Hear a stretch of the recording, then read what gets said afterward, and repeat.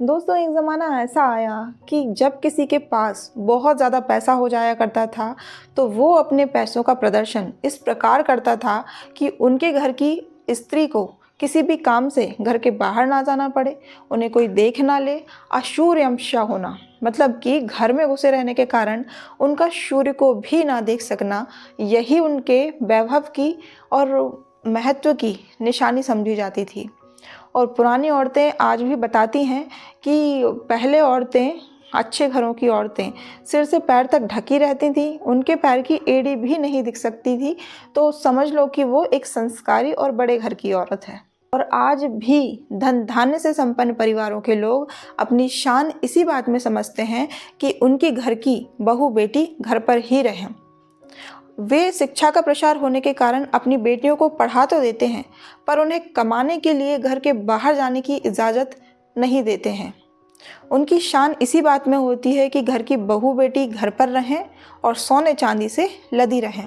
पर सच बात तो यह है कि ऐसे घरों की स्त्रियों के मनोबल में बहुत भारी कमी होती है और ये जल्द ही दुष्ट पुरुषों का शिकार हो जाया करती हैं। और इसके उलट जिसने खुले मुंह से सारी दुनिया देखी है, दुनिया का अनुभव किया है, अभ्यास पाया है, उसे जल्दी बहकाना संभव नहीं होता है।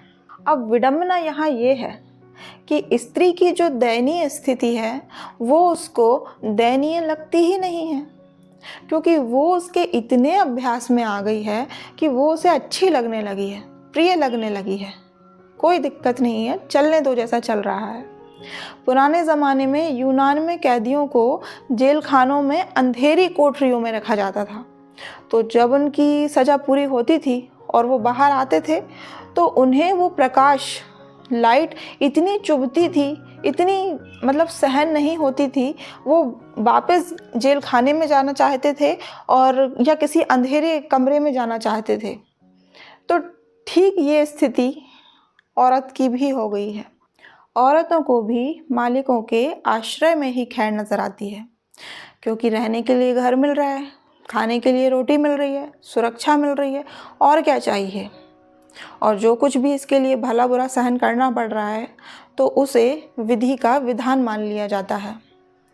एक अभ्यस्त कैदी के जैसी औरत की स्थिति हो गई है। वो इससे निकलना नहीं चाहती, क्योंकि यदि वो अपना स्वतंत्र अस्तित्व बनाएगी तो कई उत्तरदायित्व उसे अपने कंधे पर उठाने पड़ेंगे, जिसके लिए वो तैयार नहीं होती है। देखिए, नर और नारी एक गाड़ी के दो पहिए होते हैं और दोनों को मिलकर घर की और बाहर की जिम्मेदारी संभालना चाहिए। पर व्यक्ति पढ़ा लिखा हो या अनपढ़ हो, उन पर ये परंपराएं, रूढ़ियाँ इस कदर हावी होती हैं कि ये समाज को खोखला बनाए जा रही हैं।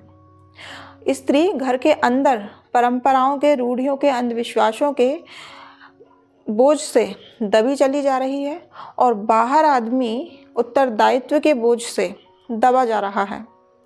तो इनको हमें खत्म करना चाहिए और पाषाण की, पत्थर की मूर्तियों को पूजने से अच्छा है कि अपनी घर की स्त्रियों को योग्य बनाएं, शिक्षित बनाएं और उन्हें इन रूढ़िवादी मान्यताओं से और परंपराओं से बाहर निकालें और उन्हें अवसर दें कुछ करने का। बाकी आपको ये वीडियो कैसा लगा मुझे कमेंट कर ज़रूर बताएं और मेरे चैनल को लाइक करें, सब्सक्राइब करें एंड शेयर करें। धन्यवाद।